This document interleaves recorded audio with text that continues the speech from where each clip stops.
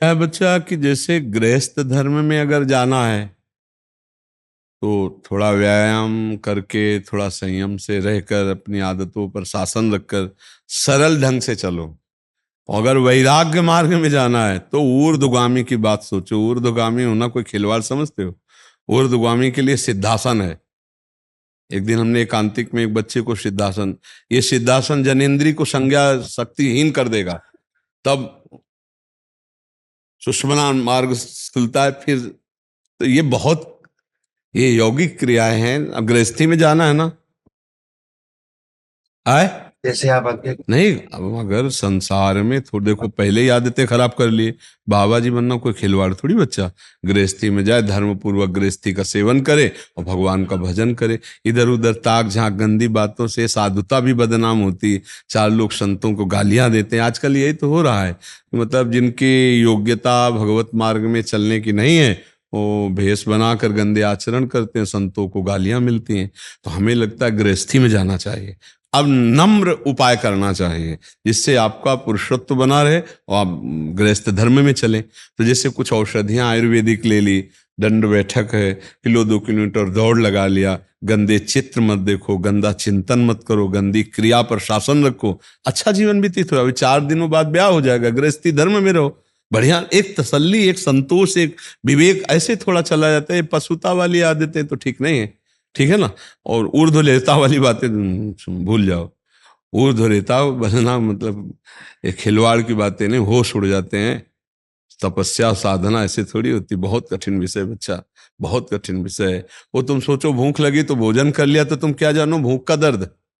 भूख का दर्द उससे पूछो जिसको कई कई दिन भोजन नहीं मिलता भूख लगने पर। ऐसे ही जैसे संसारिक आदमी, जब जो भूख लगी तब आपको मिल गया, तो साधु की पीड़ा को क्या जानो? केवल खाने पीना थोड़ी होता है, मन और इंद्रियों का वेग, इन वेगों को सह जाना बहुत बड़ी बात होती है। मतलब वेगों को सह जाना बहुत बड़ी बात होती है। वाणी का वेग, जनेन्द्रिय का वेग, उदर का वेग, नेत्रेंद्रिय का। अरे कितना कठिन है संसार की कटुता, प्रकृति की पूरी सहनशीलता रखना, और अंदर से विकारों का वो महान प्रबल वेग। तब लगता है हे भगवान, कैसे कैसे पार होगा, कैसे पूरा जीवन पार होगा। ये तो आतंक मचा रहे हैं मन बुद्धि। भगवान धीरे धीरे धीरे धीरे गुरुजनों की कृपा से वो फिर बाबा जी बनना मतलब खिलवाड़ लगे है। जैसे रेत का बांध है ना, रेत का बांध, ऐसे ब्रह्मचारी होता है। रेत का बांध अगर कहीं भी फूट गया तो पूरा बांध गया, ऐसा खेल है ये। बाबा जी हम कहते हैं कि अगर हिम्मत ना हो, थोड़ा भी गंदी बातें मन में हो, तो गृहस्थी में जाना चाहिए। बाबा जी कभी ये देख के नहीं बनना चाहिए खूब हलवा पूड़ी मिलती है, नहीं, ये देख के बाबा जी नहीं बनना चाहिए, तो यहाँ आते फाड़ डालेंगे। गृहस्थी के अन्न के मोटे मोटे दांत, और भजन ना करोगे तो फाड़ डालेंगे हाथ, पक्का समझो। ये हलवा पूड़ी कोई साधारण बात नहीं, ये पचाला। और भजन करने वाले हलवा पूड़ी पाते भी नहीं, ये भी ध्यान रखना। हाँ, तो इसलिए हमें लगता है गृहस्थी में जाना उत्तम है। बाबा जी बनने में ऐसा नियम ले ले कि हम गलत नहीं करेंगे, चाहे हमारे को अपना प्राण त्यागना पड़े, तो आ जाए इस लाइन में। मर जाऊंगा पर गलत नहीं करूंगा, भूल न दे कुमारक पाऊं। देखो छोटी मोटी गलती तो सबसे है। 1-2 बार अगर कहीं हम फिसल रहे हैं तो दौड़ा के ही फिसलता है, पर अपने को संभाल लें। यह नहीं कि गलती प्रति गलती ऐसे करता चला जाए। हम मानते हैं कि 1-2 बार हो सकता है कि दौड़ने में पैर फिसल जाए या कहीं ऐसा, तो हम उठें और उस चूक को सुधारें, ना कि उस गलती में पड़े रहें। नहीं तो ये साधुता का मार्ग बहुत ही पूरे जीवन जलना है। जैसे देखो 50 वर्ष तक ब्रह्मचारी रहा और 5 मिनट के लिए डाउन हो गया अपनी स्थिति से, तो पूरा मिट्टी में मिल गया। ऐसा है ये मार्ग। बालू का बांध नहीं, एक छेद हुआ पूरा सब। तो हमें लगता है साधुता का निर्वाह करना। अब ऐसे देखो खाना पीना और वो बात अलग है, जीवन व्यतीत करना, लेकिन साधुता का निर्वाह करना ये बहुत कठिन बात है। हमें लगता है कि जल्दी साधु नहीं बनना चाहिए, क्योंकि साधुता बहुत कठिन चीज है।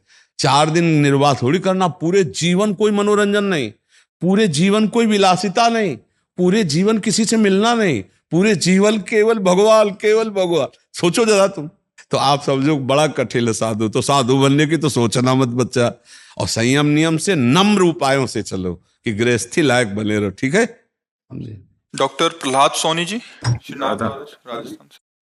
राधे राधे महाराज जी। महाराज जी, शिक्षक के रूप में कार्य करते हुए शिक्षा में शोध कार्य इत्यादि का दायित्व निर्वहन करता हूँ। 5-6 महीने से यूट्यूब फेसबुक के माध्यम से आपको सुन रहा हूँ। महाराज जी, अभिलाषा, इच्छा, आकांक्षा, अपेक्षा या कामनाएं मन में द्वंद्व पैदा करती हैं। क्या द्वंद्व की समाप्ति भक्ति का प्रवेश द्वार है? द्वंद्व की समाप्ति भगवत प्राप्ति की स्थिति है। जो द्वंद्वैर विमुक्ता सुख दुख संगई तो गच्छन्त अमूढ़ा, वो अमूढ़ पदवी को प्राप्त होता है, परम पद को प्राप्त होता है। तो द्वंद्व तो बहुत बड़ी बात है, मिट जाना। ये कोई शुरुआत नहीं होती है। जहां मान अपमान, लाभ हानि, सुख दुख, जन्म मृत्यु ये सब समान हो जाते हैं, वो तो भक्ति की चरम अवस्था है। ये भक्ति का परम लाभ स्वरूप प्रकार, ये प्रथम द्वार नहीं है। प्रथम द्वार तो होता है द्वंद्वों को सहने की इच्छा रखना, लेकिन द्वंद्वेर विमुक्ता, द्वंद्वों से मुक्त हो जाने तो भक्ति का परम लाभ हो जाता है, जिसके ऊपर मान का कोई प्रभाव नहीं, अपमान का नहीं, दुख का नहीं, सुख का नहीं, लाभ का नहीं, हानि का नहीं, जन्म का नहीं, मृत्यु का नहीं।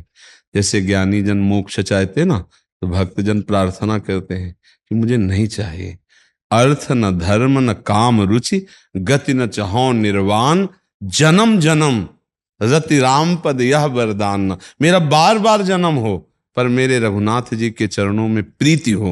मुझे न अर्थ चाहिए, न धर्म चाहिए, न काम चाहिए, न मोक्ष चाहिए। भक्ति तो बहुत विशुद्ध स्वरूप है। तो ये जो द्वंद्व विमुक्ता है तो बहुत बड़ी स्थिति है। ये कोई साथ देखो, बातें बनाना अलग बात है, लेकिन जब हमारा कोई हमारे सन्मुख बिना किसी प्रक्रिया के, कोई हमने अपराध नहीं किया, कोई गलती नहीं की, और अपमान करे और हम मुस्कुरा के सह लें, ये बहुत बड़ी स्थिति होती। एक होता शांत रहना कि अब क्या करें, मतलब सहना पड़ेगा हमें, भगवान के मार्ग में चलने तो सहना पड़ेगा। ये भक्ति की प्रारंभिक सोच है। लेकिन उसको बुरा ही नहीं लग रहा है। सम्मान हो रहा है तो अच्छा नहीं लग रहा है, अपमान हो रहा है तो बुरा नहीं लग रहा। जो बहुमान करे को मेरो के बहुमानत ना ही बढ़ाई, और जो अपमान करे को के हूं के अपमान नहीं लघुताई। ये तो बहुत बड़ी बात हो गई। तो ये भक्ति का चरम, ये कैसे समझ में आता है? जब हम सब में अपने भगवान को देखते हैं, जब सब जगह हमारे प्रभु विराजमान है, तो मेरा जो अपमान करने की लीला कर रहा है वो मेरा प्राणनाथ प्रीतम कर रहा है, जिसकी आराधना कर रहे हैं, तो हमें बिल्कुल बुरा नहीं लगेगा। जब इष्ट भाव सब में होता है तब ये द्वंद्वों से हम ऊपर उठ जाते हैं। तो सब में इष्ट भाव देखना, इसके लिए तो भगवान कहते बहु नाम जन्म नावंते ज्ञानवान माम प्रपद्यते वासुदेवा सर्वमित, सा महात्मा सुदुर्लभा। सब जगह वासुदेव का दर्शन करे ऐसा महात्मा तो बड़ा दुर्लभ। सब में भगवान का दर्शन किए बिना द्वंद्व विमुक्ता हो नहीं सकता।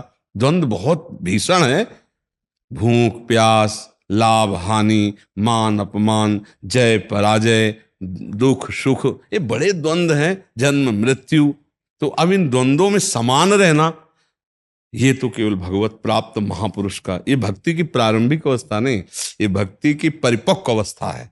प्रारंभ में तो वो सहना सीखता है, कभी कभी टूट भी जाता है, वो रो पड़ता है, भगवान से प्रार्थना कर पड़ता है, देखो हमें कितना सताया जा रहा है, हम कोई गलती नहीं। ये प्रारंभिक।